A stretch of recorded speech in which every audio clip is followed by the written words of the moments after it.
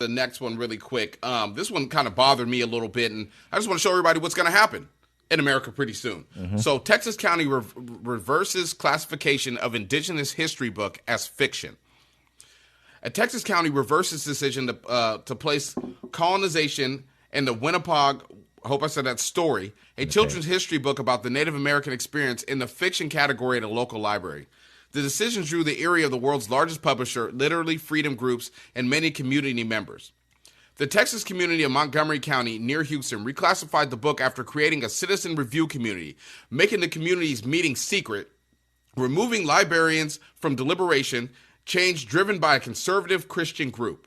The recent decision by commissioner-appointed committee members have outraged not just our community, but the country as a whole, said Teresa Keeney, a Montgomery County resident and founder of the Village Bookstore, a recent meeting of the county leaders. Nowhere in the approved policy is under the committee's purview to determine whose history is fact or fiction, she added. Texas is the second nation in banning books with more than 150,000 titles removed from 2021 to 2023, according to the PEN America, a literary freedom nonprofit. Only Florida has banned more than 5,100 titles removed. I bring that up because it's their natural history. This group formed their group, made a secret meeting, and said, nope, your history isn't real anymore. You know what that is, though? That's his education plan right there, to get rid of the education department. Once he does that, then each state, he wants to do the same thing that happened with abortion. It goes back to the state. So now every state gets to pretty much make up their own truths about what gets talked about in school as historical facts versus what's a fiction. So basically, it's fiction that Native Americans were on this land, and then Europeans came here, slaughtered them, killed them, took their land, stole their land, made treaties with them, then broke the treaties once they got themselves in strong enough numbers to take the land from them fully. You know what I mean? That's all fake. It's fake that there was a African slave trade here. This is all fake. In certain states, this stuff's going to be fake. It's going to be seen as fictional. So this is what fiction. They're saying, it's not real. It's not a real story. Let's be real, man. This is where America's going. It's going to the point to where when you look at the people who are okay with this stuff and voting for this stuff, whenever you talk to them, just pay attention to this. They always have something. You're a dumb SOB, or you're this, or you're that. They got some kind of name that they're calling. It's like a childish thing because they're proud of it and they don't feel like they have to defend it, because there's nothing you can do about it. Yes, the country was stolen. Yes, people were driven into slaves. Yes, we have to live. We have to do there's very much stuff that's happening pagan holidays, right? But they need to be like, do something about it. But this is ridiculous. This is Native Heritage. They made up a whole committee and erased these people. They're erasing their history right before your eyes. And this is what you want. If this is what you want, that's cool. But this is why families are separated. This is why marriages have broken up. This is why children don't speak to their parents anymore. Because you want to do this BS because you're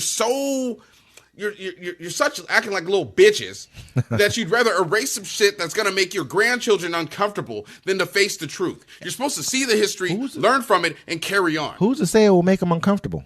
Because, at the end of the day, will it make them uncomfortable? Will it tell them the truth about what's going on here so we don't have to repeat those things? Because, honestly, it's getting to a point in time where this whole thing, this whole experiment, this whole rule that you guys have is done and over with. I know that. That's why I post certain things on my page to show people that I see it. I already know it's over with. You guys know it's over. They're just pretty much trying to make it as they're trying to prolong the inevitable.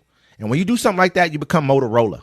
And I don't want this country to become Motorola because I have investments here. We're trying to build things here. You know what I mean? We got a great show we're doing right here. I would hate to see this country go that way because we don't have to. But if you guys keep on clinging on to power, that's what you're doing.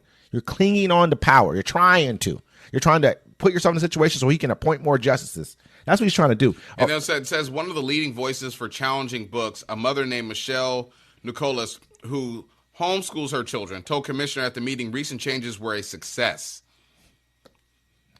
Hey, this is what we're talking about. That's what they started doing. I'm homeschooling my kids. Why are they going to learn this history in school? When we talk to each other about this, and when you say certain things like "let it burn," that's what this means. Yeah. This kind of, but something we get like right now we're 6'3" in the Supreme Court right now. That's the Supreme Court of the land who makes the final decision. If Trump were to get in office, he fire 40,000 people, they all go file a lawsuit against him. It's going to go up to the Supreme Court. What do you think they're going to say? He's 6'3". What do you think we're going to get there when he breaks up the Department of Education? And now this is in every single state. We cannot let it get to this point, man. Oklahoma's already forcing the kids to read the 10 Commandments. You know what I mean? We see what's happening everywhere. We talk about it all. It's all been talked about. We can't afford to let it go back that bitching far. And crying and screaming about it online is not going to do nothing. It's Get gotta your get out there. pitchforks. Yep. It's time to get wild and crazy. And go vote. Speaking of wild and crazy,